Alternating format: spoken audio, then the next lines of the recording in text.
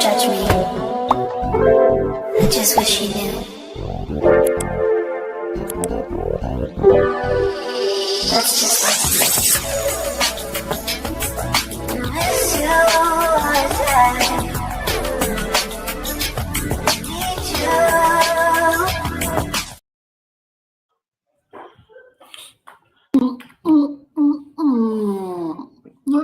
Need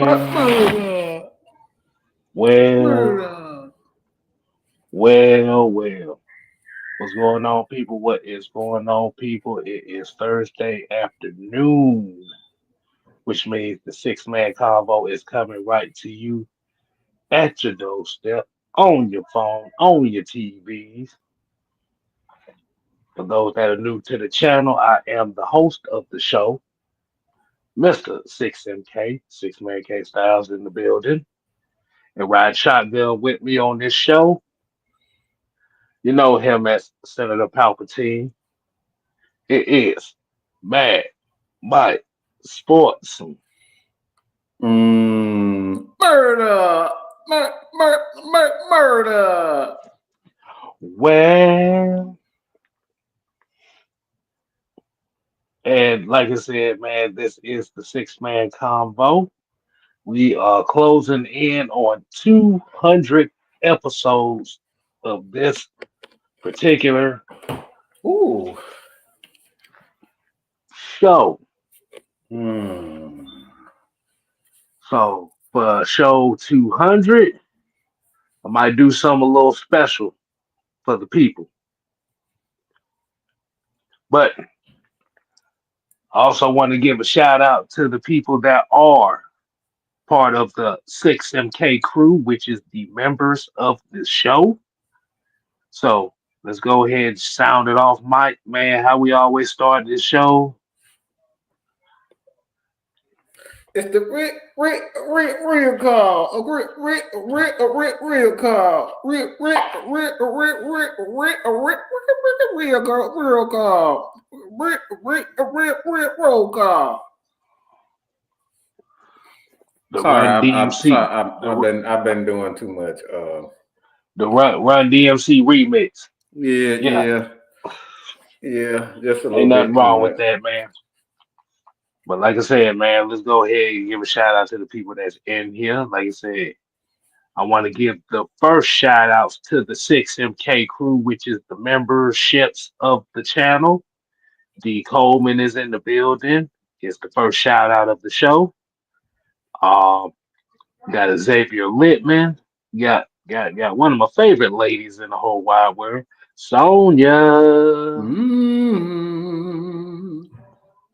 Nicholas Harvey, Sherman Wood, Old Chicken Hauler. So make sure y'all go ahead and hit that like button as y'all get into this live stream. Like I said, man, we are closing in on the 1,500 mark. So, like I said, man, we try to get to that. We try to get to that milestone right there. So, what's going on, Mike? Man, how you doing this afternoon, man? I'm wonderful. I'm great. Everything all gravy, baby.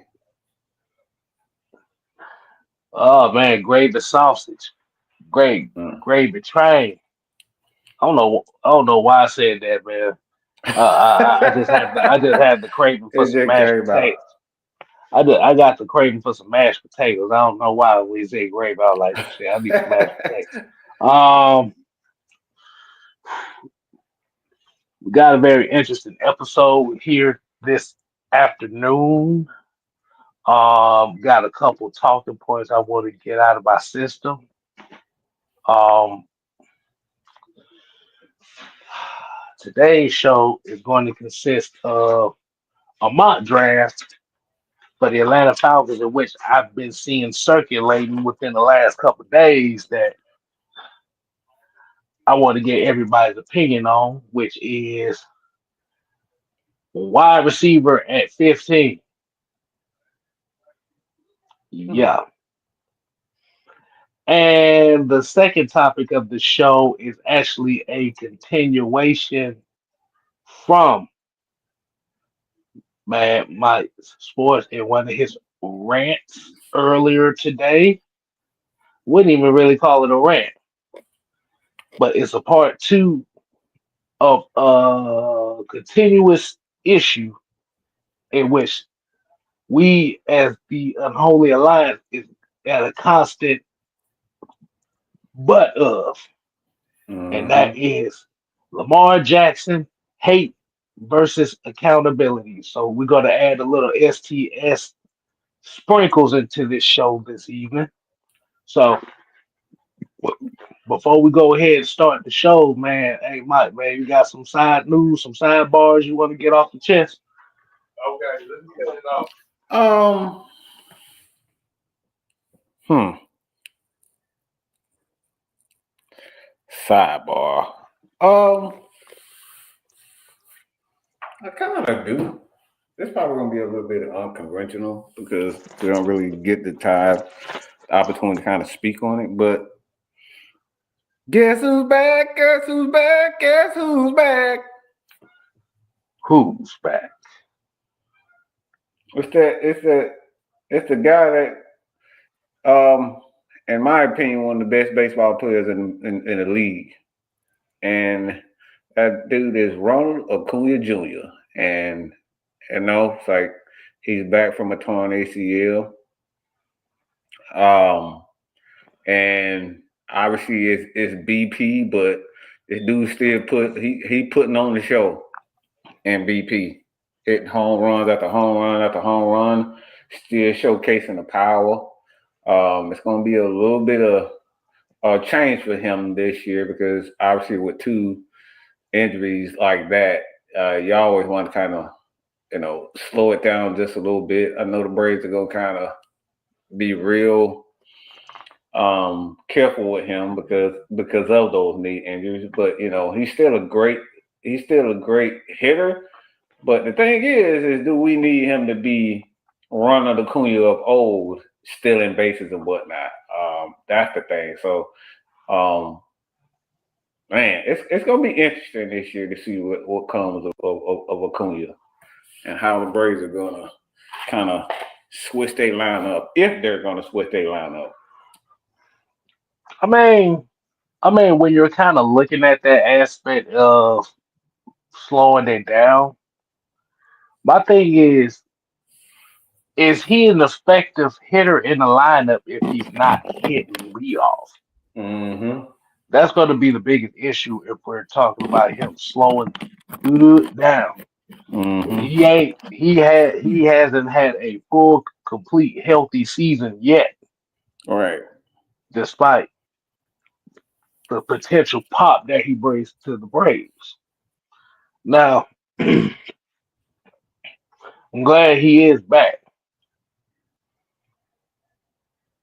but like you said, Ronald Acuna is just one of those guys of one of the new generations who just has that arrogant streak about him. So Mm-hmm. he's definitely one of those guys that you won't batting lead off. But we asking him to peel back a little bit. Is he going to be Yeah, Ronald Acuna if he peels back? that's the thing. That right there is the thing. That's the conversation. That's gonna be hard. And that may actually be a topic for a future show here in the Mm-hmm. next few weeks. Mm-hmm. But that topic may not be us though. Mm. I got It's a chicken I wicket got bird up. I got a plan for that for that right now. Mm-hmm. Mm-hmm. You're But exactly where I was going. That's yeah, I exactly got what a I was plan for thinking. that. I got a plan for that. But I'm gonna go like you said. I'm gonna go ahead and save that for the chamber, and I'm gonna talk to the I'm gonna talk to the guards of the chambers about that one.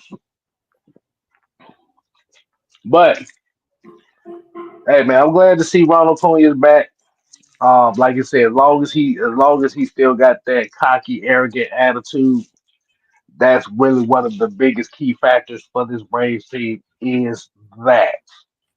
So let's go ahead and get right into the show, man. Mm-hmm. Hold on. D. Coleman here said that DA's position might get tricky if Ronnie's ready to hit, but not ready to get back on the outfield. Mm-hmm. hmm And Corey, you sit your ass down somewhere. You sit your ass down right there. I'm not And, like, everybody. It's always one of these people that pick the team that spend all the damn money. It's easy to be a LA Dodger and a damn Yankee fan. All y'all motherfuckers do is spend all the damn money, every dollar you see. Don't know how to develop a team, so you just spend money.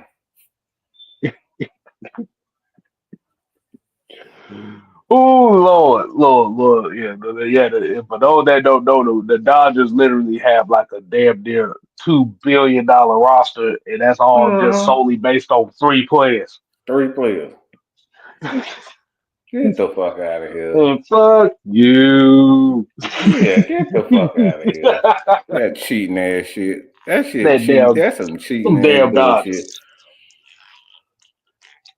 That's why y'all look, that's why they call y'all Dodgers, because y'all got goddamn pay for everybody goddamn play for y'all goofy ass. Mm-hmm. They dodged the real way to build a team. So hey, I'm trying to figure out how the hell you convince a nigga to sign a $700 million contract in For the tomorrow. For first ten tomorrow, essentially. and the first 10 years he only get like 20 million of that shit. What kind of shit is that? Mm-hmm. But the last year he gets $680 million. What kind of you know what? Fuck Bullshit. you, Corey. You. But but let's go ahead and get right into the show, man. Like I Mm-hmm. said, man. Yeah, y'all Like I didn't think said, we watch baseball, did y'all? I didn't think we know about baseball, did we gonna get some more of these baseball topics going on this off season once it gets closer to the season. you? Mm-hmm. I'm about to say when does I got to talk to Spring training Sonya. coming up. The spring Yeah, training coming up I real got to soon. talk to Sonya and Mrs. Styles about training about spring training. See when that's supposed to start. Mm-hmm. So we're We gonna do it got like this. Spencer. We got Spencer warming up. He throwing now, so that's a good thing. Spencer Okay, Strider. okay, cool. Because I may not be hip to baseball like I used to when I was growing up. Oh But yeah. like I said, I got a multitude of ladies who are baseball fans who keep me updated. Mm-hmm. So let's go ahead and get right into the show, man. Like I said, man, I want to go ahead and kick this off with a Falcons topic and Falcons talk here.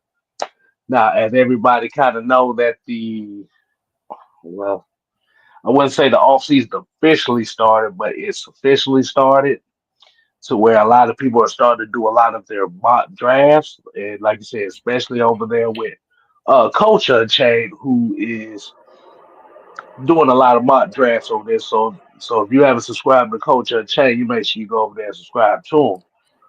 Oh, by the way, I actually what I'm gonna do, I'm doing something different this year. So I'm gonna do my prospects, but my prospects because I wanted a certain way without being interrupted by a lot of comments.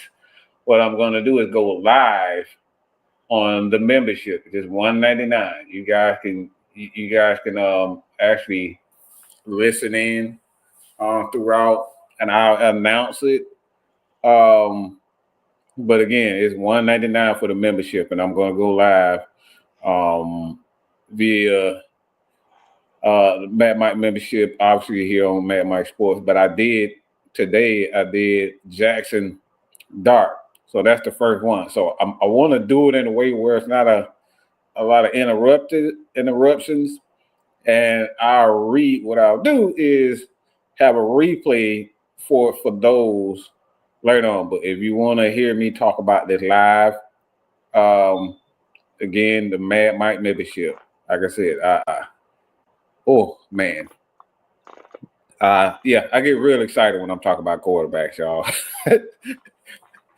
Jackson, And I don't like to be interrupted. Jackson, I don't like to get. I Jackson. don't. Go ahead, bro. You see when you see what I did there, he said he don't like to get interrupted, but I interrupted him. I don't like getting interrupted when I'm talking about quarterback. So that's why I'm doing it on the Man Mike membership, because I get too excited and I don't like to stop when I'm talking about the quarterback. So again, y'all can join in with the Mad Mike membership. Again, it's just $199, man. That's it. Right. So make sure y'all hit up the memberships. Like I said, Mad Mike Sports $199. We might be doing something for 6-man K-Styles over here.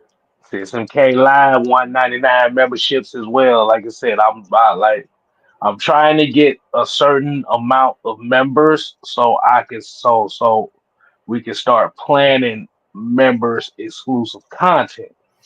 I ain't got enough members right now, so we're working on that. Mm-hmm. But let's go ahead and get right into it.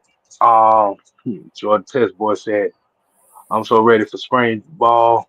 Where I live in Arizona is where the Reds, Rangers, Cubs, and Rockies come for spring ball. Start up next week." Mm-hmm. Yeah, it's here. Baseball is here. Kind of excited about it. That's kind of crazy. All the ladies in my life are baseball fans. I don't. That's And, crazy. and the thing is, like I said, they know more baseball than I do, so I go to them. Just to let you know that my mom was a softball player too, so and I I grew can up actually see that. I can see and, that. and my grandfather, rest in peace to him, was actually a prospect for the Boston Red Sox back in the day. So I grew up My in a dad. baseball family. My So my dad was my dad was a semi-pro baseball player himself. So like I there you said, go. There you go, that's D. crazy. Kobe. There you go, D. Kobe. Get them long snapper breakdowns. Yes, sir. Yes, that's it right there. Yes, sir. We get them long snapper breakdowns. You know what? We're gonna get them water boy breakdowns too. So that's how we're gonna do it. So let's go and get right into the topic at hand, man. I want to go ahead and start with the Falcon side of things tonight. Um, Mm-hmm. this is a very interesting topic here because scrolling around on the internet, um, I've seen a lot of people starting to do a lot of mock drafts, and I've seen this mock draft come in and out quite a few times from a lot of guys that are quote unquote draft experts. Got the Atlanta Falcons taking a wide receiver at 15. Like, like, Sometimes I love what? myself. Sometimes I really do love myself. I really do love Get myself. forget you, Mike. Damn you, Mike. It's funny, dog, because Kim saying that for a reason, y'all. You, Mike. So the reason why I'm saying this is because if y'all haven't been paying attention to these last few live shows, Mike has been saying, do not be surprised if a wide receiver is drafted in the first round this year. As a matter Now, of fact, look at last night's show on the heavy hitters. that too. Heavy Hitters Live. Make sure y'all go and subscribe over there. We are about 130 140 away from 1K over there. So um but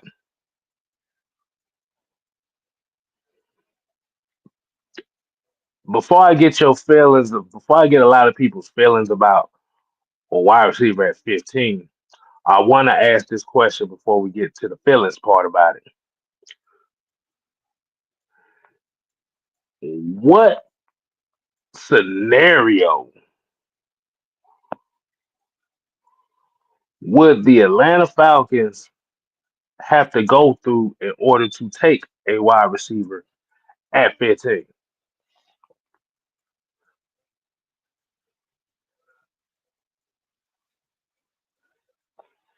What you got on that, Mike?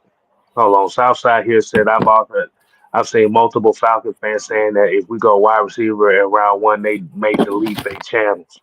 Well, get deleting. Get Well, then deleting. go ahead and tell your father, no, let's go ahead and get that wide receiver. How about that? Hey, nah, but for for real. real. Nah, but but for real. Hey, Mike, man, what do you think is the scenario in which the Falcons would take a wide receiver? Because the wide receiver that's on the screen right now is the main Mm-hmm. one everybody's talking about, which is Luther Burton the third out of Missouri, Mm-hmm.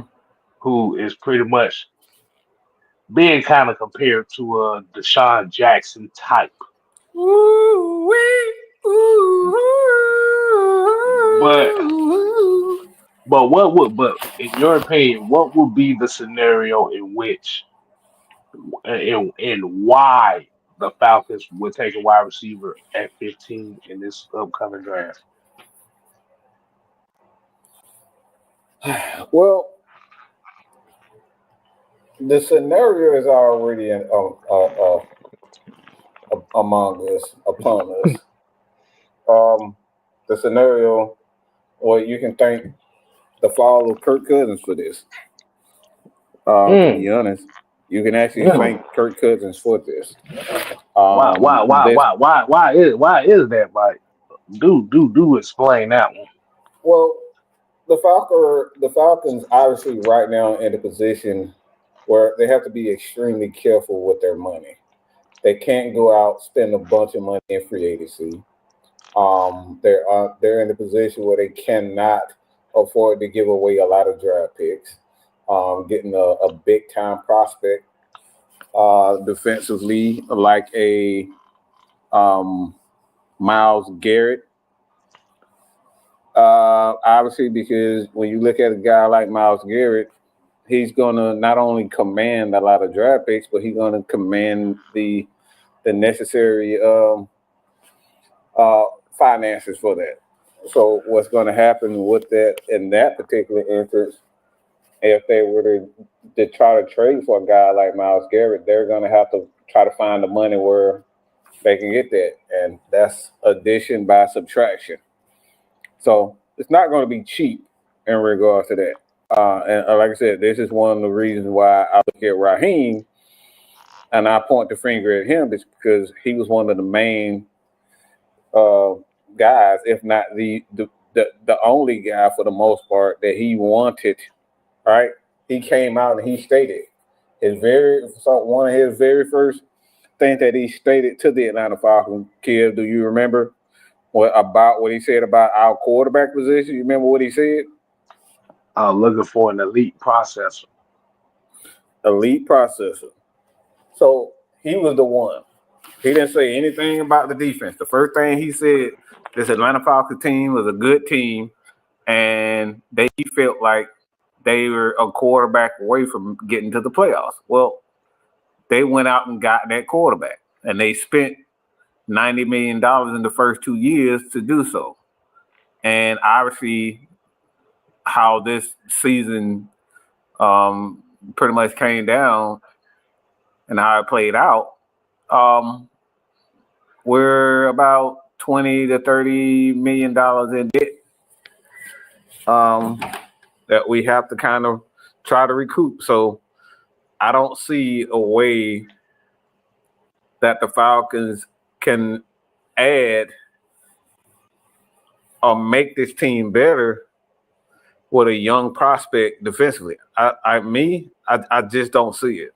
I don't see how any player in this draft outside of Abdul Carter, I don't really see anybody that's worthy of saying, right, his guy's gonna make this team better. But even with Carter, there's no guarantee that he's gonna be, a big time player for this Atlanta Falcons defense in year one. So, in my humble opinion, getting a young stud to go along with the young studs that we already have offensively, this Falcon team could be an elite offense if they go out and get a young, especially a receiver that is being compared to a guy like Deshaun Jackson that could go along with Michael Penix, and we all know what he can do with his arm. You get him a deep threat with this offense, with Drake London, with Kyle Pitts, Bijan Robinson, Tyler Algier, and this offensive line. You get a young stud to go alongside Mooney. You talking about something really that you talking about a close to elite offense that you could possibly get. So again, you can thank Raheem and you can thank Kirk Cousins for this. I know it's not going to make a lot of people happy about saying that, though. And I'm kind of one of those Falcons fans where I'm looking at it like I don't want them to go offense in the first round this year. We literally went offense first round every year since 2021. But a lot of reasons why this is becoming a conversation in itself is what I've said before. Michael Junebug is the guy who is going to be the face of the franchise for the next few years. Ding, ding, ding, ding, ding, ding. So one of the things that a lot of people have to take account for is what Junebug is going to want. It's one thing to have a quarterback who may be kind of a mid draft kind of guy to a guy that's going to have to work through a lot of things. But Michael Penix Jr. is a high investment pick, so you're going to be looking to him to get his input on what do you think would be best for this team. Now, it's a possibility he may look at one of these wide receivers that may go in the first round and say, okay, I want to play with him. But this is where the interesting take that comes from me.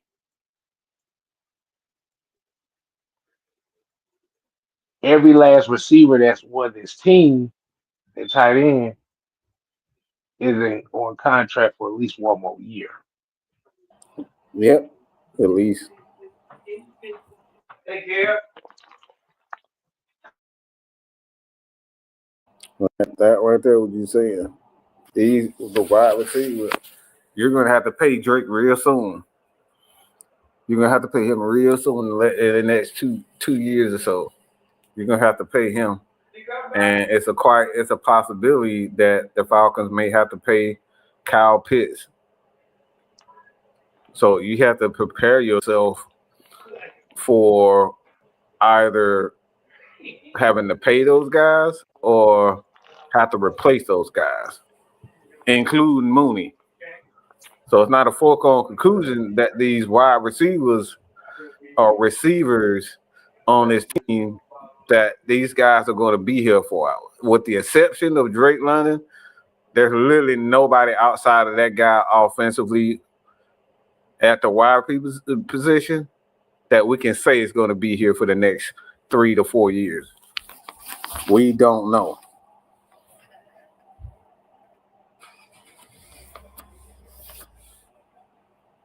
And that right there, like I said, I know it's not going to make a lot of Falcons fans happy saying that, but I've seen like the guys like the defensive tackle from Baltimore. Remember Bouquet or whatever the hell his name is. I don't know how to pronounce his name, but like these guys, you can get these guys in the mid rounds and develop these guys. We have Robinson, we have Zach Harrison, we have Doris, we have Ruth. Like we have guys on that defensive line that could get you 5 sacks. And if you get 5 to 10 sacks out of those 3 guys, we talking about anywhere from 25 to 30 sacks right there in itself. So you have pieces on the defense that you kind of build upon because you've already paid. And another thing that we got to keep in mind too is that the Falcons, at some point, they're going to have to come to a conclusion whether or not they want to extend Jesse Bates because he's been playing out of his mind right now. So he might be looking for another big deal. And you have to make a decision on whether or not you want to pay him because AJ just got his money too. So the money just gonna at some point is gonna become an issue, a concern. So what you're saying is,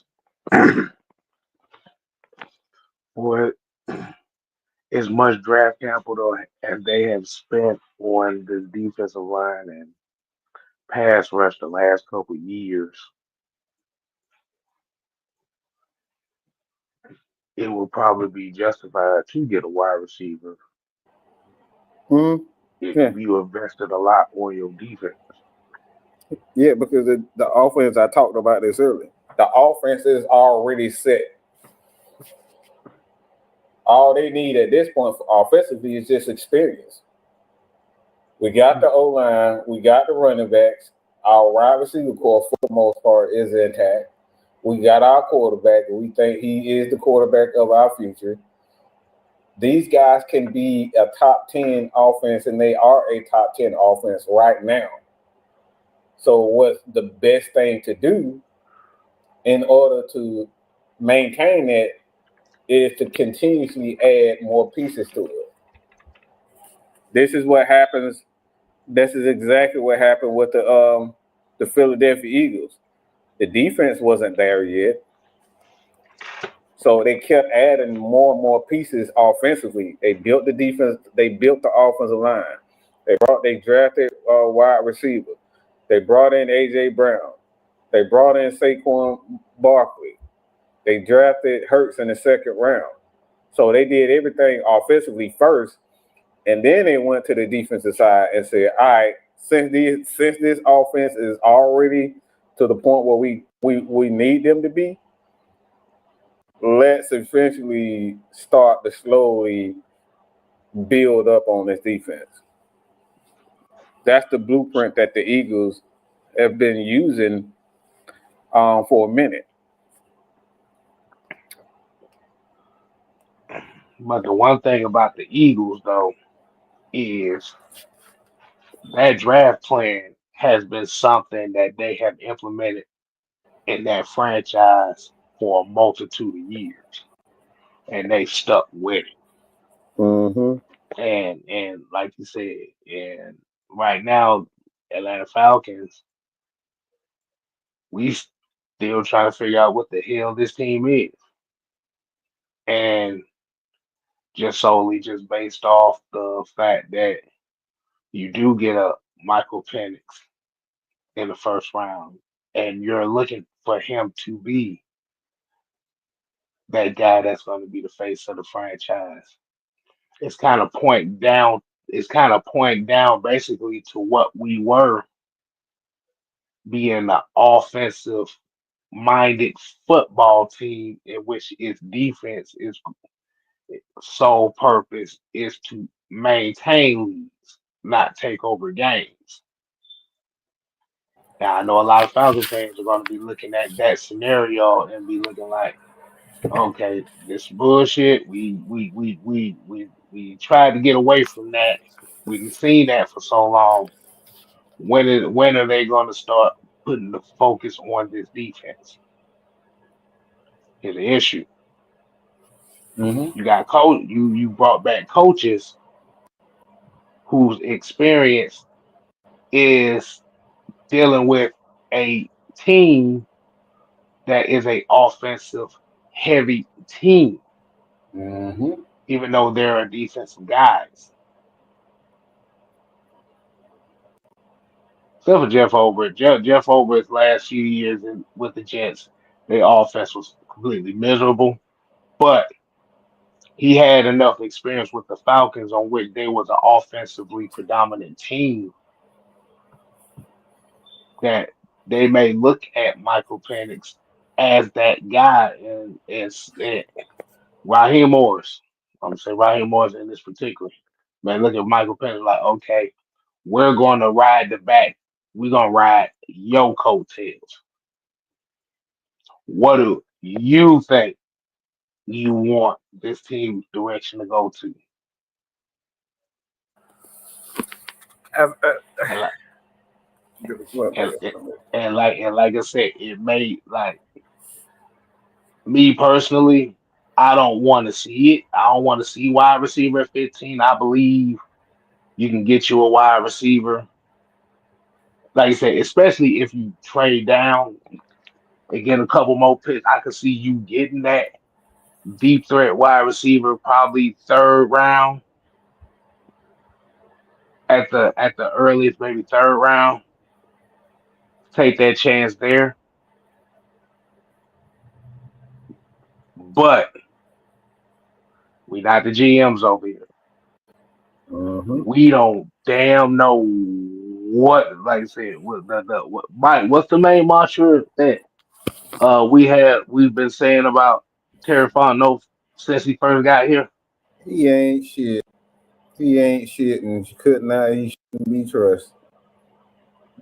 He The shouldn't. mantra that we have for Terry Fontenot over here is we say that Terry Fontenot ain't shit and we love it Mm-hmm. because you don't know what we don't know what we about to see go on here.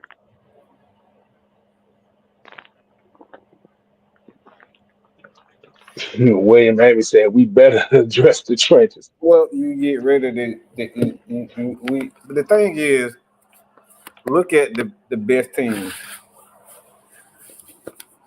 Well, what do you think Chris Jones will draft it, y'all? Where do you think Chris Jones was drafted?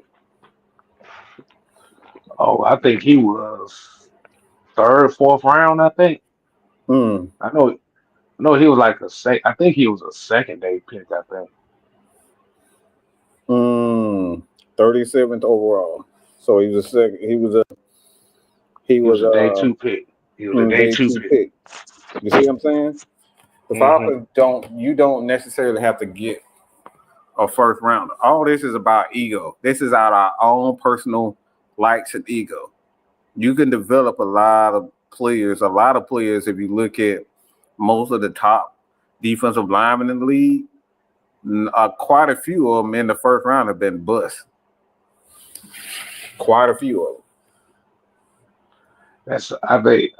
Like you said. So the question that goes with that situation is: do we have the coaches that are willing that have the capability of getting the Rook Aurora Rose, the Brandon Dorlances, the Braylon Trice, the Zach Harrisons, the Arnold Educated? Do we have the coaches, the D'Angelo Malones, to Mm-hmm. get these guys to take their skills to that next level?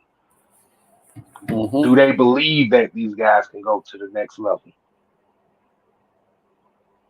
and be those major contributors to this defense that we haven't had the opportunity to see? Because the thing is, and like you said, it may be an ego thing as far as getting the defensive player in the first round. But like I said, honestly, just to tell you and tell everybody else, a lot of Falcon fans are going to be a lot of Falcon fans, and I think a lot of media personnel are going to be throwing a huge question mark if they go wide receiver here at 15, especially when you have a Drake London who's coming up on a new contract. You got a second year with Darnell Mooney, who has been very productive. You He got gonna Ray have to Ray get. Magoof. You got Ray Ray Magoof. Mm-hmm. He's He gonna contributed. wanna. He gonna wanna pay increase himself because of how I ain't many he paying. had a career year. He gonna want to pay increase. That don't I mean he ain't gonna paying get that it. That mean motherfucker. he gonna get. That don't mean he'll get it, but he gonna want it. I ain't gonna pay that motherfucker shit. Mm-hmm. Fuck that. But for me personally, I think the only way that you are going to justify picking a wide receiver that high in this draft, one of three things is going to happen. You're going to have to trade Kyle Pitts. I don't. I you don't have to trade Kyle Pitts. You can just have him finish out that fifth year. You don't necessarily have to trade him. You can just let him walk. So you won't accrue any dead cap. Because the thing is, right now, again, going back to Kirk Cousins, the Falcons have to be very smart with their money. Drafting a wide receiver is not necessarily just solely about the position itself. Financially, what you want to do is create stability for the next few years.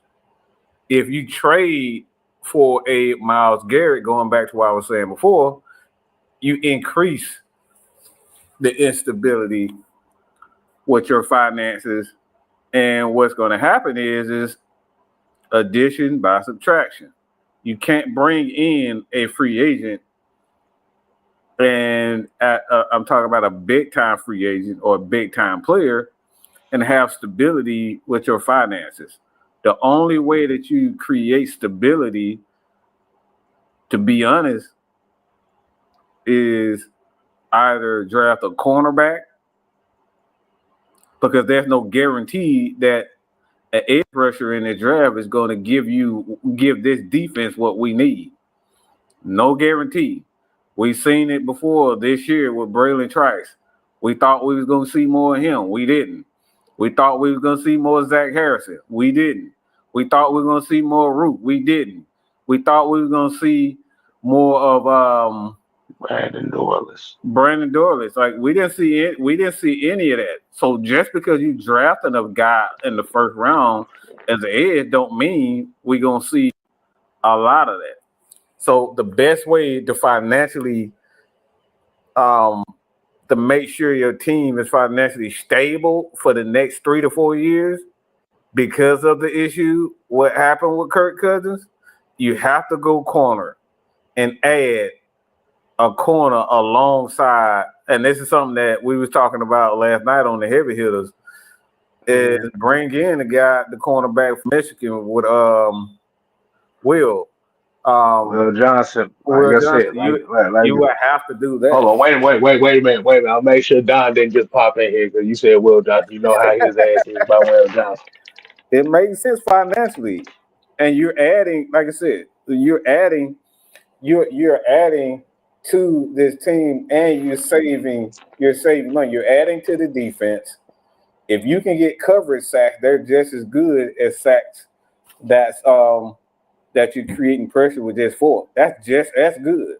Coverage sacks, pressure sacks is just as good. A sack is a sack. Don't matter how you get it. Sack is a sack. Right. And for the next 4 years, you know what you're going to be paying the corner. You know what you're going to be paying that wide receiver. He ain't going to come out of nowhere and just say, all right, I need a contract extension like James Cook is doing right now for Buffalo Bills. And plus, William Amy just brought somebody up, that Drew Dalman. And this is something that K Styles, he put a poll up about Drew Dalman. We forgetting the fact that we still got to pay Drew.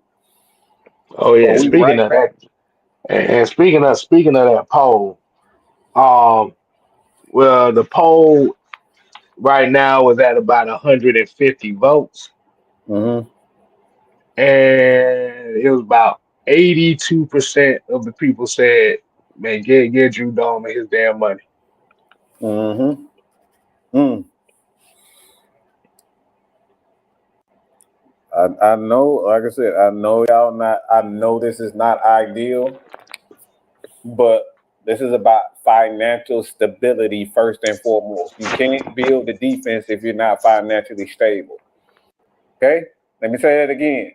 You cannot build the defense if you don't have draft picks. You can't build the defense if you don't have money to bring in secondary players and backup role players. You can't have that if you don't have any Money. finances. You ain't got no money.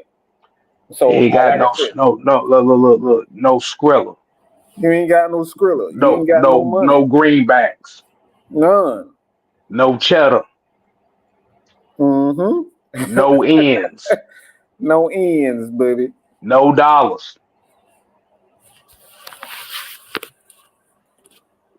Atlanta Falcons right now are 11 million in the red right now, Mm-hmm. which in hindsight is bad, but it's not that bad Mm-hmm. because you can make a couple decisions that can help you get you out of that red.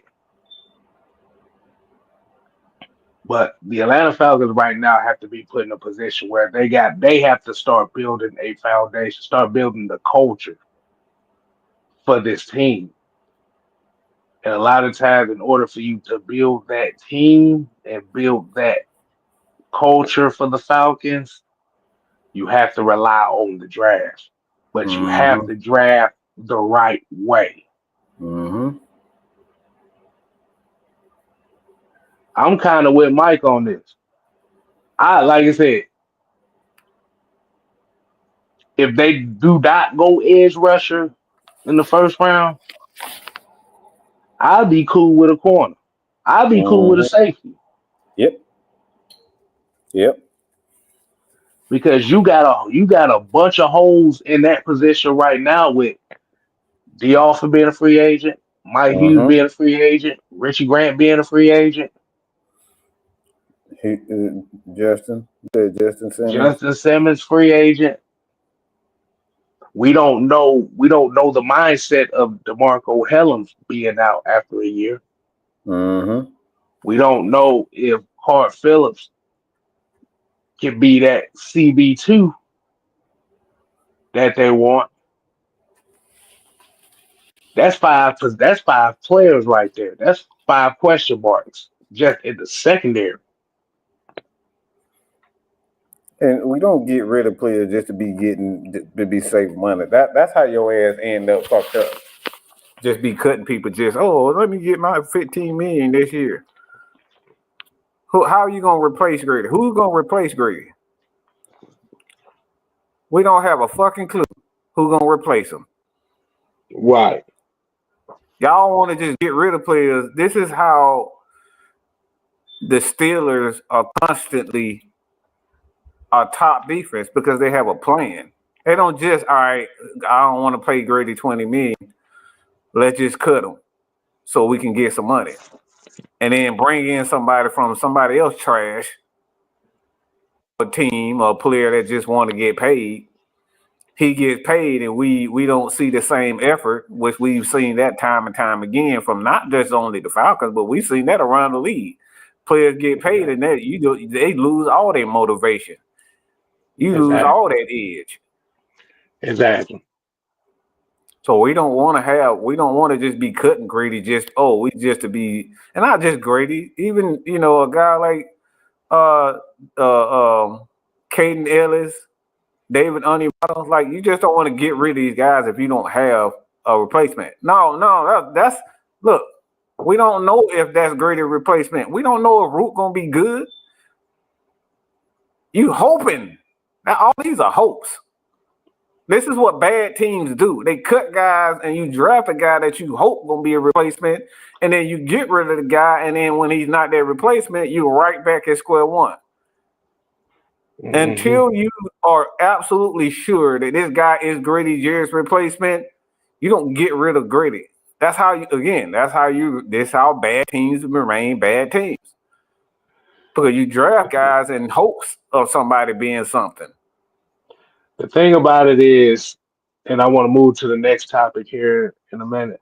I'm gonna end off this topic here is whatever decision that has to be made is always got to be a plan. And Mm-hmm. like you said, you don't never want to just make a plan just for the hell of it. Because the thing about it is like Mike said, you can cut a Grady Jarrett. You can save a lot of money. But you have to be but the Falcons have to be confident in a Rook and a Brandon Dorless that they've taken that next step to where you can afford to do that. Mm-hmm. You don't want to cut Grady Jarrett and you still not sure about the guys you got on your team. Mm-hmm. You don't want to cut a you don't want to cut a Caden Ellis and you're not sure about the guys on your team. Mm-hmm. Because let's say if they are sure and they get a guy the chance and then they play like ass. We still I looking. would rather I would rather you do that than cut a motherfucker and you don't know if that and you're not Mm-hmm. for sure that guy is that guy. Mm-hmm. Like So we. Mucho here said, we're looking for low risk, high rewards. Mm-hmm. And even that's a bad strategy in itself too, because a lot of times if you're looking for low risk, high rewards, you could bypass somebody who could be just a reward itself. Mm-hmm. So man, we got about 25 more minutes, so I want to go ahead and get to the final topic here. Um, yes. Lamar Jackson name and came up again. I'm so sick of this shit. But this has to be addressed. For those that didn't catch Mike's live earlier, there's a particular subscriber or follower who had a conversation with one Mr. Tactician, aka Juan, who said, and this was a conversation that had nothing to do with Lamar Jackson, but Anthony White, as y'all know, who's a guy who's not in here that often. He comes in here every now and then, but and I just found this out just from looking at Mike Live, to where my name got thrown into this whole conversation about Lamar Jackson. And the topic at hand is hate versus accountability. Now, for those that may have missed it, per words that was used is Juan, Mike, myself, Sam, Chauncey, we hate Lamar Jackson.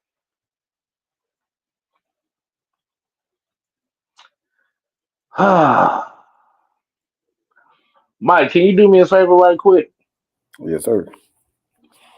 I want you to bring up the word hate and what the meaning is, if you don't mind, sir. And while he's doing that, if you haven't hit that like button or if you're new to the channel and subscribe, make sure you go ahead and do that. We got 48 people in here watching. Like I said, I want to get at least 50% of the 48, which will be 24 likes on this live. Want to get 48, but what we striving for at least 24, 25. And while you're doing that, Mike, I'm gonna read some of these comments. Um,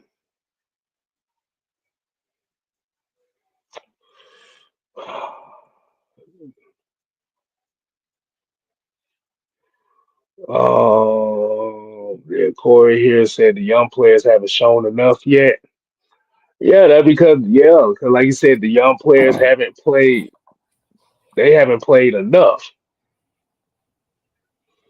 Uh, William Baby here said Lamar Jackson's plenty of time to get a Super Bowl chance. Mm-hmm. Okay, so the word hate actually has uh, quite a few, but I'll go with this.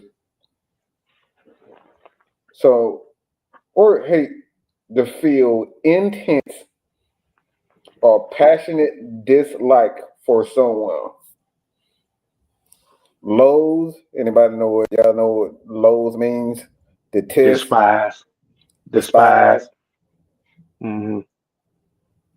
So all these words, despise, hate, loathe, like I said, that's what it meant. So we have an intense passion to hate or hatred towards one, Hi guys.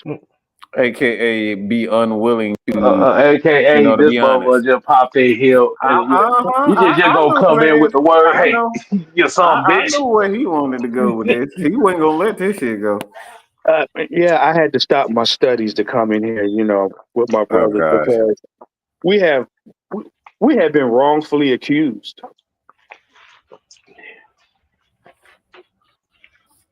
But And why would you say we was wrongfully accused? For those that don't know who this is, this tactician just popped in here. well, Hmm. well, see, I just asked the question, and the funny thing about questions are they expose emotions.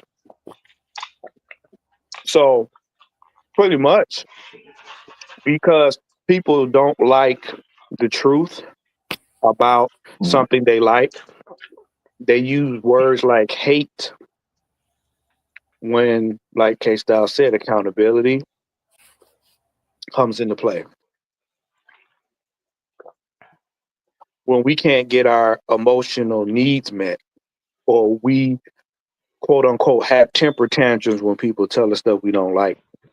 So they start using colorful adjectives like hate, you know. Here's the problem. You got to care about something to hate it.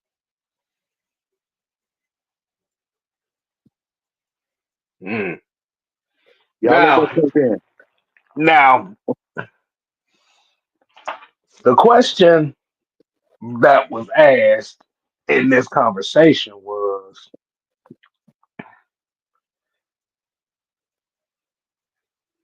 has Jalen Hurts has overcame the standard, which is Patrick Mahomes, to win the Super Bowl for this year. Mm-hmm. Oh, that was Now, they calling me.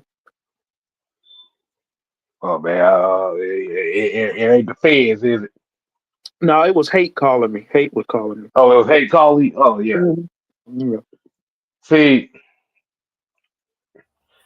Hattie, Miss Hattie, how you doing? Appreciate you coming in. Appreciate you coming in. Hey Eddie.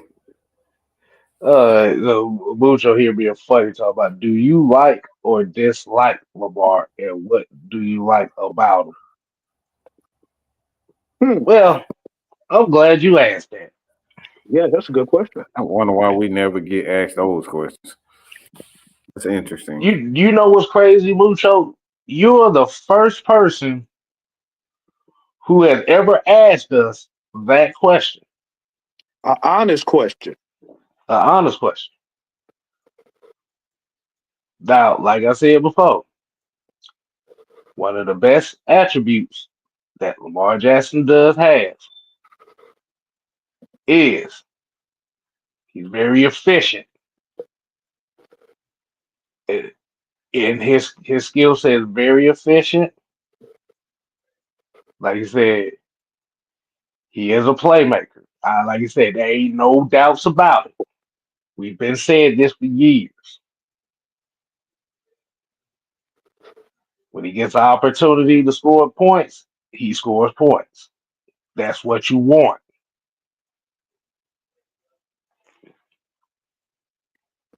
Do I dislike Lamar? No. But I will say this though. When that whole episode happened where a lot of people were expecting Lamar Jackson to sign with the Atlanta to get traded to the Atlanta Falcons, I was one of the few people that said that no, that would be a terrible idea. Lamar Jackson to the Atlanta Falcons in 2023 would have been a disaster. Mm. Why? Because, and also, if you know the Baltimore Ravens culture and the way that they build their rosters, you would essentially have put Lamar Jackson in a situation where he would have never been in before. And that was a team that had no defense and an inconsistent run game and an offensive line that still had problems. Mm-hmm. Because guess what? You would have brought Lamar Jackson here. There's no Bijan Robinson. There's no Jesse Bates. There might not have been no Drake London. It might not have been a AJ Terrell because AJ Terrell just got his extension. Mm. You wouldn't have had no money to get no K Nellis neither, because all your money was going to be tied into Lamar Jackson Mm. with no draft picks to build a team around him. And now you got him stuck in no man's land. So the Atlanta Falcons dodged a bullet by that. And it was unpopular that they stuck with Desmond Ritter at that point, which this is the main reason why Desmond Ritter became public enemy number one. But what it did was it allowed the Atlanta Falcons to bring in a lot of players here to build something. Check out. May I go, please? Go ahead. All right, Mucho, I'm gonna answer your question and address this. Do I dislike Lamar Jackson? No, I don't care anything about Lamar Jackson. The same way I don't care anything about Justin Fields. Is he a good athlete? Yes, he is. Has he broken records and done things? Yes. Is he efficient and not getting a lot of turnovers? Yes. His deficiencies, he does not come up in the big moments. He doesn't take that next step in the big moments. And that's why him and the Baltimore Ravens are where they are. You listen, Anthony White? I need you to put both of your ear holes on each side of your head on. Turn them on, listen. I don't hate this man. I don't care to hate this man. There is no hate for him. He doesn't make it in the big moments. What I have a problem with is the way y'all Atlanta Ravens fans handle this man's career. The ESPNs, the Fox Sports, you goofballs out there in Lamaris land that seem to think this man is a god among men, and he's not. You goofballs that seem to think he's the standard without earning not one damn thing to even allow him to be the standard. How y'all get y'all takes from these media outlets and run with it like it's gospel and then want to fight us tooth and nail on a delusion. That's what I have a problem with. Lamar Jackson ain't came on that nobody television and said he was the standard, that he was the greatest. None of that. But y'all running around here wearing this man's underwear that he ain't even had a chance to put on yet. And then you want to call me, Mike, K-Style, Sam, and Chauncey haters because we trying to bring you back to reality and say he ain't that dude right now. Y'all mad because Josh Allen got the MVP. Y'all mad because Jalen Hurts won and he got the Super Bowl MVP. Y'all mad because ain't nobody believing y'all bullshit when y'all say this man is what you think he is. He is who he is because of what he's shown us. And I'm going to say it again for the 10,000th time in existence. You are not going to bitch and complain this man into greatness, into a Super Bowl, or into the Hall of Fame. You can't do it. You're not that good. So stop bringing your wet face to my Twitter account and all my videos, whining and crying, flossing your cheeks with your thumb, talking about, y'all just haters. How about you take a nice cold glass of reality, guzzle that shit, and sit your ass down somewhere? But this is where the second part of this question comes down to. And this is why we've had this conversation. One, the problem is when it comes to Lamar Jackson, the accountability for him to live up to a standard in which football fans have placed on as far as what an elite quarterback is, they don't like Lamar Jackson being held to that elite quarterback status that every other quarterback has to live by. Yeah. Because the thing about it is, it comes back to what we talk about when it comes to, I'm just going to be honest with you, the ideology of DEI. Right. You want all of the perks of being the greatest for him, but you look past him not living up to that and get mad at anybody else who is willing to say Lamar Jackson is going to get criticism until he wins a Super Bowl. Ain't that the same kind of energy y'all have for one Matthew Thomas Ryan when y'all called him a consummate choke artist? Yet and still, this man will walk into the Hall of Fame in the near future. Y'all remember that? Y'all told us the same thing Kev just said. Until this man ain't gonna be considered elite until he wins the Super Bowl, and Lamar ain't got 1/3 of what Matt Ryan got. Y'all criticized this man for 14 years, good or bad, and told us to our face on live, because we got the shows and record, that until this man wins a Super Bowl, that's going to be a blemish on his record. That Super Bowl win that he did not get, he was robbed of, is the reason why he won't get into the Hall of Fame. Yet still, this man was knocking on the door of 60,000 passing yards in his career, and Lamar barely scratched the surface at 20,000.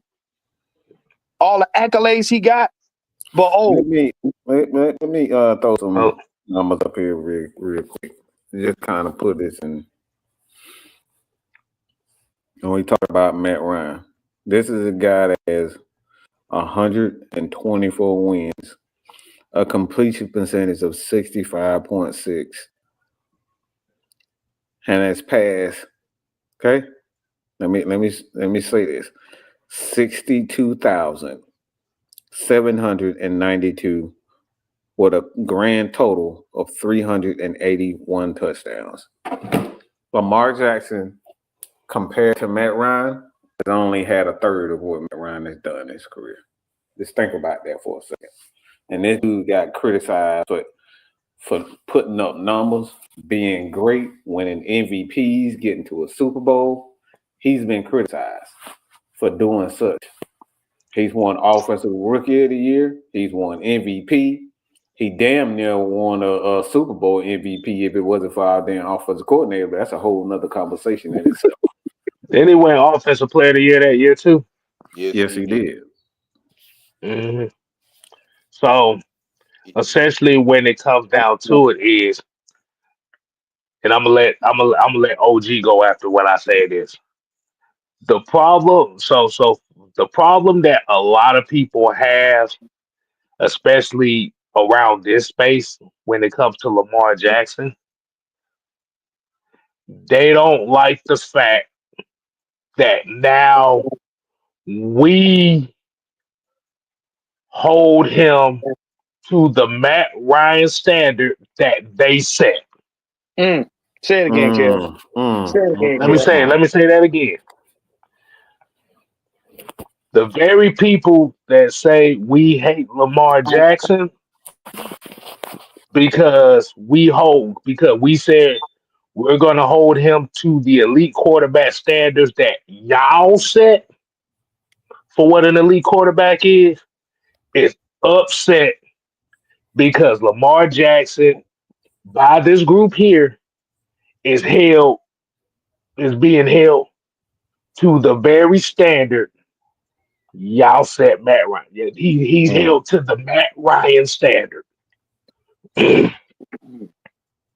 Don't feel Go good. ahead, go ahead, Sam. Go ahead, Sam, man.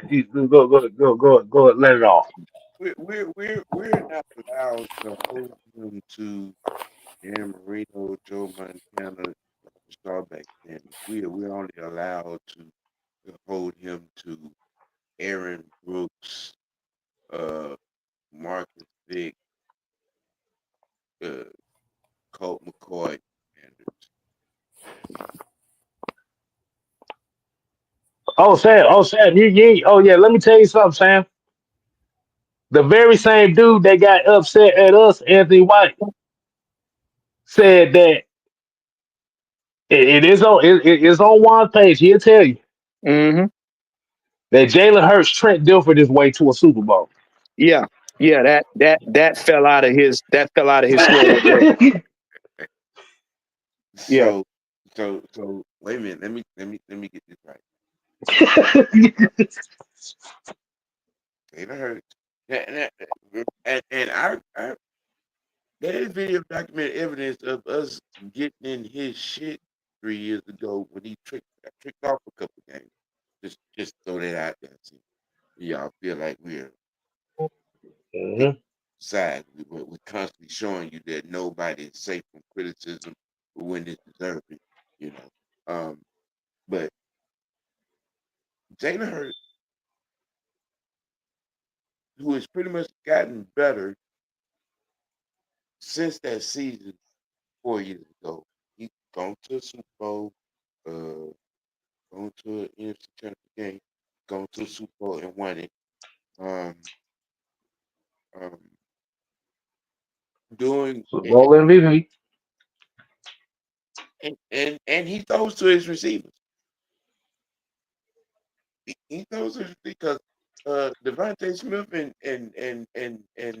AJ Brown haven't they both got 1,000 yards each over the last 3 seasons?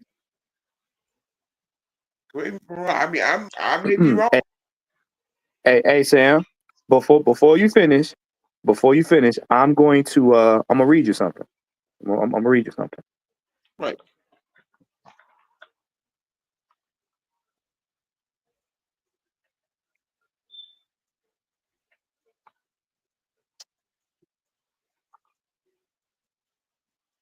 What you got, Juan? You said you about to read something. You about to pull it up.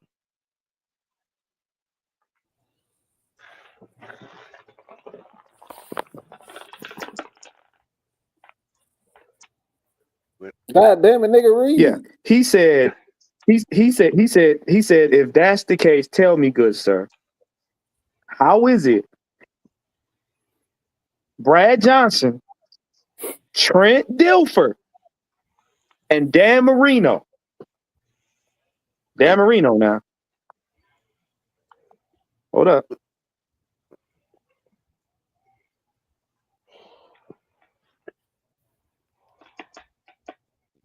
He basically said Jalen Hurts isn't better than them. And we know that's the case.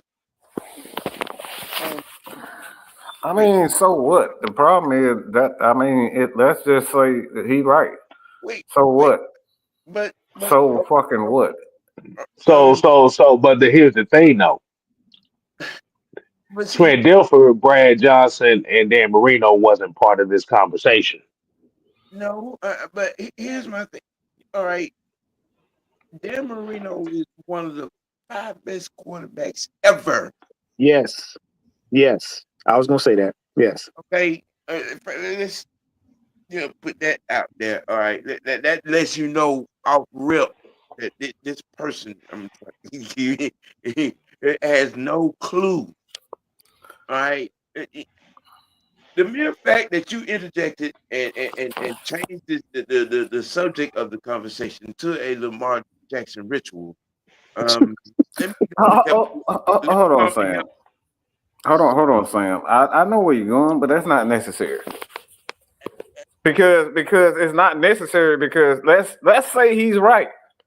Mm. Let's play that game. Let's play his game for a second. Let's say that those guys aren't better than him or those guys aren't better. Let's play that game. Does it fucking matter? Because the objective in the Super Bowl is to play your best to get the win, right? Yep. Mm-hmm. What's the objective? I Hold was, on, I hold on, was, Sam. I Hold was on. going right there, I but know. Hold on, Sam. Hold on. It's that ain't even necessary. It's not even. It ain't even. It's not even. We're not going to play the game of Dan Marino is the best quarterback of all time.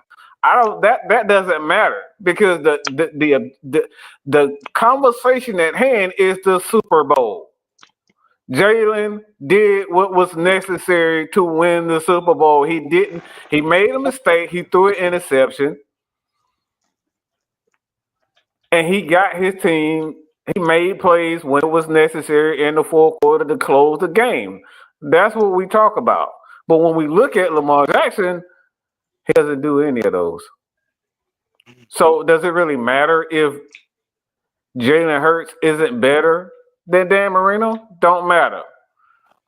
Doesn't matter whatsoever He ain't because even playing Jalen did good. what was necessary when it was necessary. Jalen stepped up to the plate, and this is what we always talk about.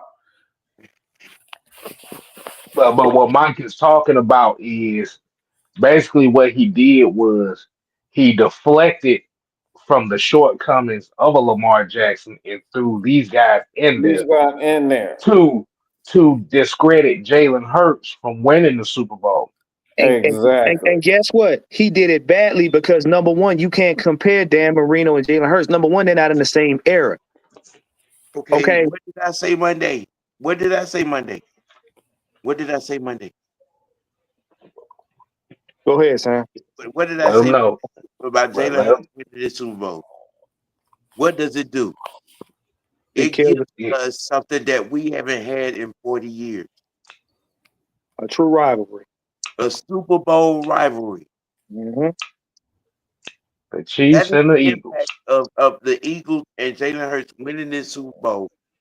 Not only winning it the way they did. Mm-hmm. Now you've made the anticipation of the Chiefs and Eagles maybe going with a part three that much more marketable. Mm-hmm. Mm-hmm. Mm-hmm. And another thing, this is now I want y'all to listen. This is a prime example of when your emotions run out of steam in a conversation. This is what happens. You not only drag people that wasn't even a part of the question, you drag players that ain't even a part of the era in the conversation to try to prove your bias. Because it ain't knowledge, it's bias. This right comment right here. Can I defend and answer a part of this question real quick? Um, I was a fan of Lamar Jackson at Louisville. Um, Mm-hmm. Yeah. he he displayed some things that I haven't even seen him do again in the NFL. All right, Mm-hmm. you know, which made me a fan Which of why his. which why I brought up Bobby Petrino earlier today. Mm. And I've said, and I know it probably because a lot of you don't pay attention because you're narrow minded. You know what I'm saying? He has not progressed as a quarterback since his third year in the league. He's doing the exact same things that he's always done. And he's been But held back by Mr. Harbaugh. Harbaugh is the reason why Lamar Jackson hasn't improved as a quarterback. Mike, I was gonna say that because nobody is forcing him to better himself. Nobody. he's a say he essentially peaked. Like Sam said, he peaked in year 3. That Mm-hmm. was the year after he won his first MVP. Because if I have a quarterback on my team and we had one on our team that had to go to a whole nother team in order to understand what it means to really be a quarterback because you was just simply gifted, this young man right now should be able to read defenses better than anybody right now that's coming up behind him. He should have that. He should have enough wherewithal with his skill set to be able to dismantle defenses without even thinking about it. But this is what happens when your coaches let you do you instead of doing the right thing. And you have a sports media and you have a fan base that doesn't hold you accountable to get your team to the next level. Because the thing about it is, this conversation right here, this conversation is a lost conversation. And with Anthony White, when he came in with that, he lost this conversation for the simple fact that Jalen Hurts and Lamar Jackson, the Eagles and the Baltimore Ravens are identically built. That part. They're literally the same team. Top Mm-hmm. offensive line, Yep. top running back, great weapons on the outside, great defenses, special teams, good in the motherfucker. Mm-hmm. It's literally the same team. And had the top 2 running backs in the league on the teams. Like I said, when Baltimore faced Buffalo in the playoffs, the Buffalo Bills had no business winning that game the way they played. They had no reason to win. They weren't ready. Baltimore Ravens should have beat them by at least 17 points the way Buffalo played. But this goes back to what Mike is saying. Has said. This is back what Sam has said. This is back what Juan has said. Lamar Jackson is very efficient when it comes to turn the ball over. But his biggest issue is when he turns the ball over at the worst times in the playoffs. Mm-hmm. When he's forced to be an actual quarterback and come back. If you look at all season long this year, Lamar Jackson, when they won a lot of games, it's because they were already up 2 to 3 touchdowns. Mm-hmm.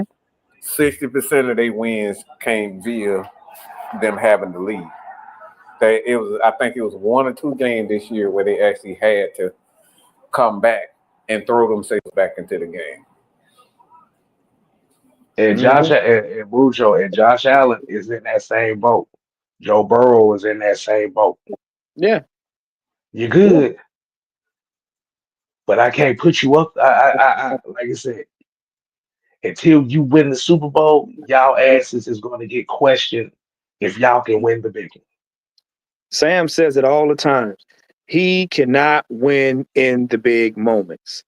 And when you lose a game the same way you've been losing it, when you mess up the same throw on the same side of the field in the end zone the same way, it's you.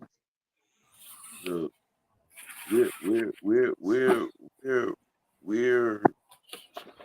in a discussion is right as light as I can put it with a lot of people um that are defending a guy that hasn't even smelled the Super Bowl, you know, and everything that is in common about his 5 playoff losses is that he's turned the ball over twice in each one of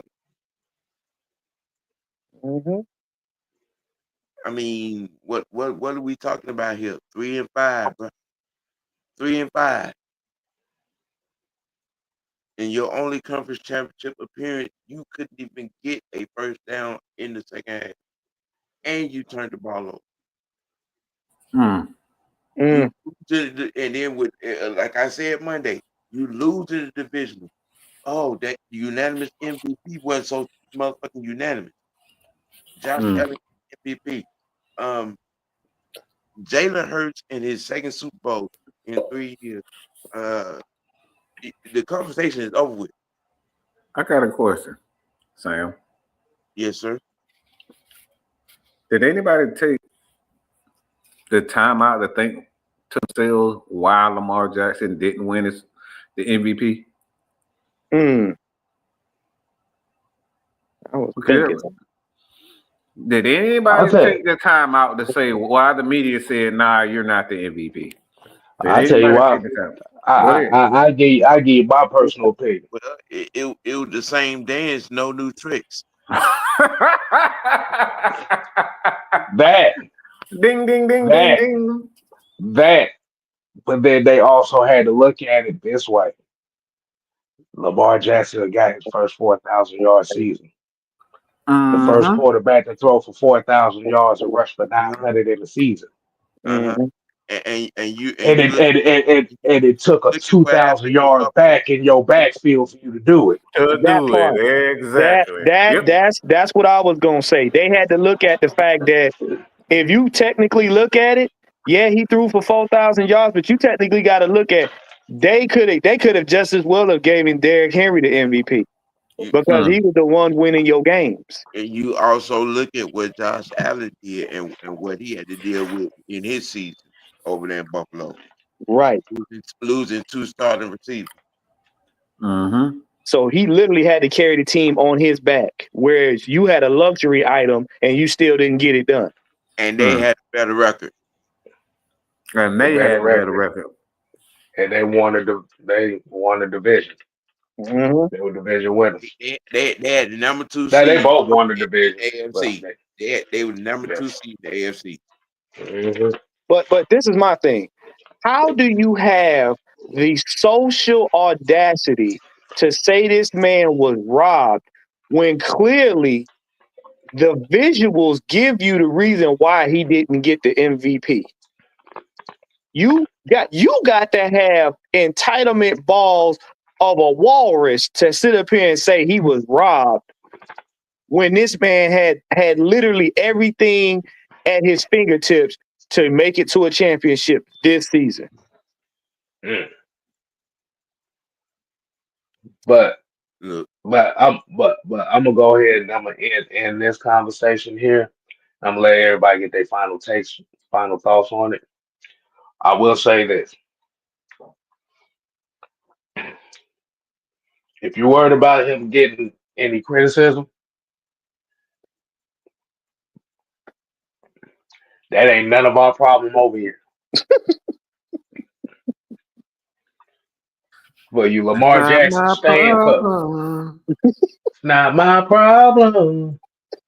For the Lamar Jackson stands, if you don't want nobody criticizing Lamar Jackson, you better talk to Lamar Jackson and tell him to get over the hump.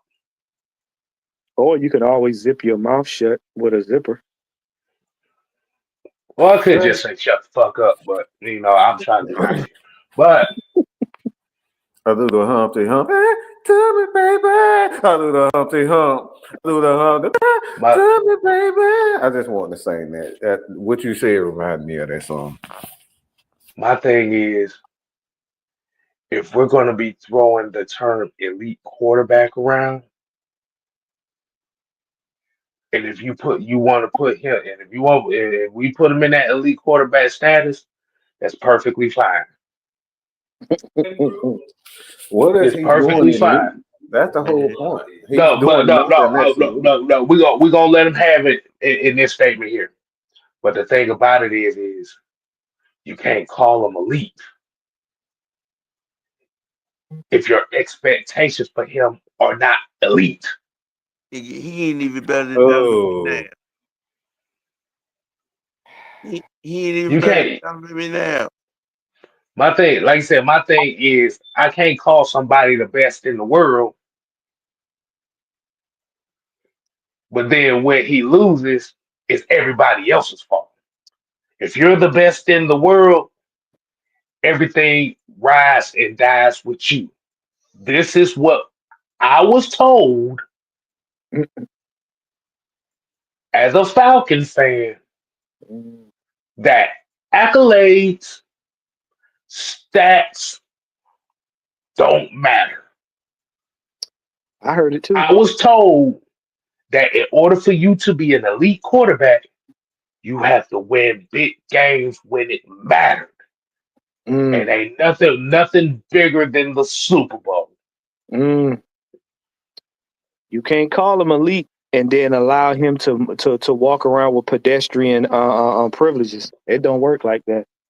My thing about it is you can't put him in a category with multiple quarterbacks, but then when he doesn't live up or delivers, you don't want to hold him to the same standard. This goes back to that woke bullshit that we've been seeing for a while now. Woke lives matter. Woke lives matter. you know what that sounds like? What you just said, K-Town? What's up? That sounds like our head coach, but that's a whole nother conversation. Oh no, not the chicklet theory. Don't do that. Don't do that, Mike. Y'all want to say he's a good coach and he deserves that, but y'all don't want to hold him to those same standards of actually being a good head coach. What a good head coach does, they win. Man, Hey, Hmm. hey, man, y'all go ahead. Y'all go ahead and put woke lives matter in the chat. I Woke thought lives matter. Woke lives matter. I thought I was gonna have to go. I thought I was gonna be able to go one night without having to talk about homosexuality. Well, Damn. you know what? You know what, Sam? It's kind of hard when this man's mouth is like a picket fence, but that ain't none of my business. See the problem about this, Sam, is this wasn't even about Lamar Jackson. This Uh, was about a Lamar Jackson stand yeah. Yeah. I know. I know. I know. who waited to talk shit about our opinions on this matter, but when asked the question about why do we hate Lamar Jackson, never answered the question. The And then, closest thing he answered, Oh, the he closest thing answered the he asked. question. He answered the question. He said, "Mike, ain't nobody scared of you." well, That yeah. was So, his so, answer. See, so what you So telling me so is, so so wait a minute. So Mike, he told you he's not scared of you. Mm-hmm. He told me you tell me, and I'm a hater. and Juan's a hater. So So that basically, he never answered the question. He deflected from the fact that he didn't want to answer the question. this see, was my this was my last response. I see, said, give it a minute, it'll sink in.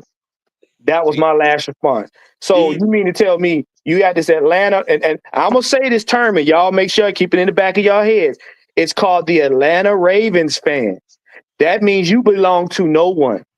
And apparently, in this conversation, he sat down to pee. My bad. these Lamar Jackson prostitutes are shameless. They are. They are, and they're delusional because here's the actual problem.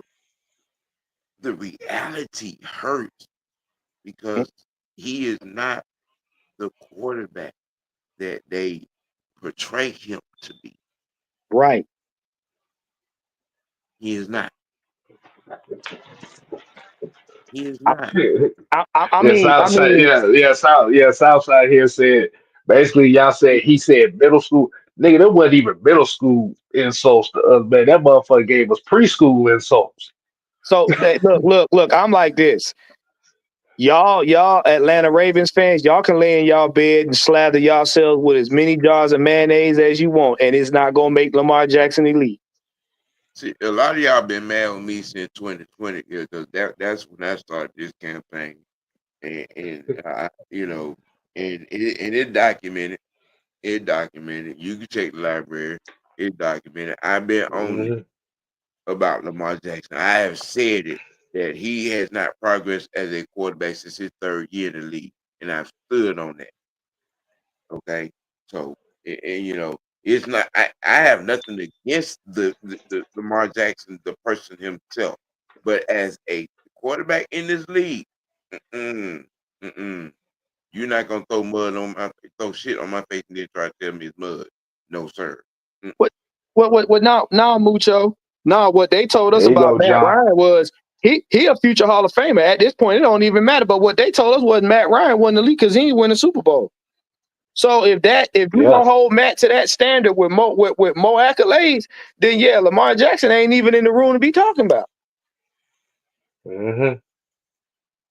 Yep. Bro, it was some of Because them out there standing on it talking about he can retire the day after this season without a Super Bowl appearance or a win, and he in Hall of Fame. I'm like, what? No, not at all. Not at all. What? Not at all. woke lives matter. Woke lives matter. Woke lives matter. Yeah, right, Woke D-Coming. lives matter, boy. Not that old boy. Woke lives matter, goddamn it. That's right. Woke lives matter.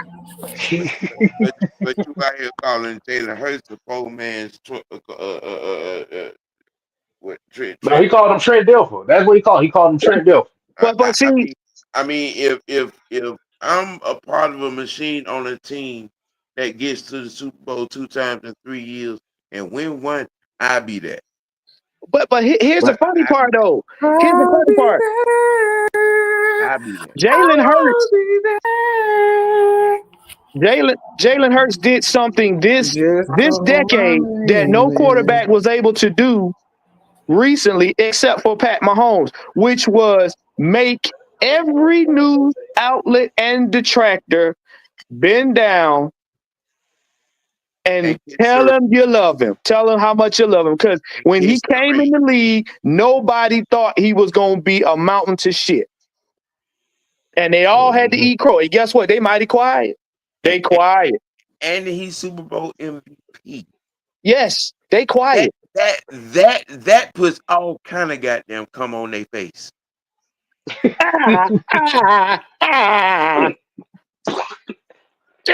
guess what? But let's end it here. And Sam said, and Sam here said it. Sam, you gonna like this.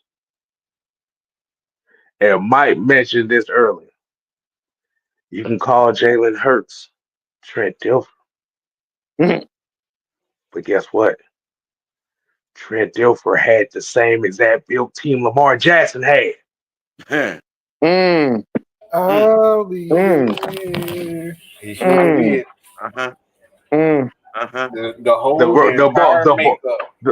The Baltimore Ravens makeup that you see today was the very same team they had 20 years ago. 20. Y'all don't need to talk no more because you get high. Why can't you hold Lamar Jackson to the same standard you held Joe Flacco to? Ooh, and he got a Super Bowl, and most of y'all lie. And guess what? That team was built the same exact way. And I don't know why y'all keep talking, and I know why. Hey, because you lie. Because you lie. Because you lie. Won't lives matter? Won't lives matter? All right, man. We out of here, man. Like you said, man, we appreciate y'all tuning in. Like I said, man, y'all make sure y'all continue to support the 6MK Live channel. Make sure you go ahead. I'm getting high right now. Hey, bro. Hey, man. I'm about to blast this Afro Man album right when I get off this motherfucker. So you know. Hey, look, I don't give a fuck. Nobody say that first Afro Man album was fire, bro. Yes, I don't give a fuck. Nobody say. The Afro Man likes tall cats. All right, we got to go. I ain't about to have no damn Afro man in my damn head for the last 2 days. They start to fuck your life up if you let it. I'm not letting it happen to me, goddamn. All them goddamn monkeys and horse Code toes and shit all in 45, my two algorithm. zigzags.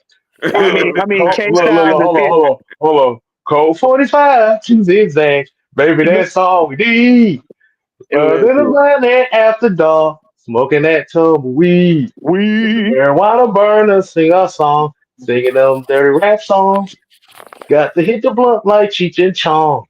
All right, we out. Right. I got monkeys and midgets all in my damn hey, algorithm. look, K Mother, Styles will have you looking at wrestling chicken nuggets. I know. That will fuck your life up.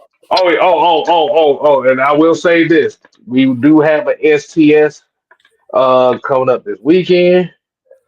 Y'all gonna stay tuned and watch that one because this is gonna be a very interesting one. Um, I'm just gonna let you know. Just stay tuned. All right, y'all. We ain't here to play. Nope. We ain't here to play. Oh no. We are here to stay. Oh yeah. Dig it. You ain't gotta go home. But take You gotta off get them your ass up out Lamar. of here. Take them Lamar draws off. Whoa, lives matter. Whoa, And lives matter. facial calm matters. Right up the nose. They say this is what you said. What you say? They jigged in the eye so they can see them coming. Yep. Mm-hmm. Yep. Lana Rose. And Lana you Rose style. Okay, Lana smell. Rose. Put your eyes back in your head. Got like flavor. Pry their eyes open and force them to see the truth. We will skin the sheep and sacrifice the weak. The unholy alliance has arrived.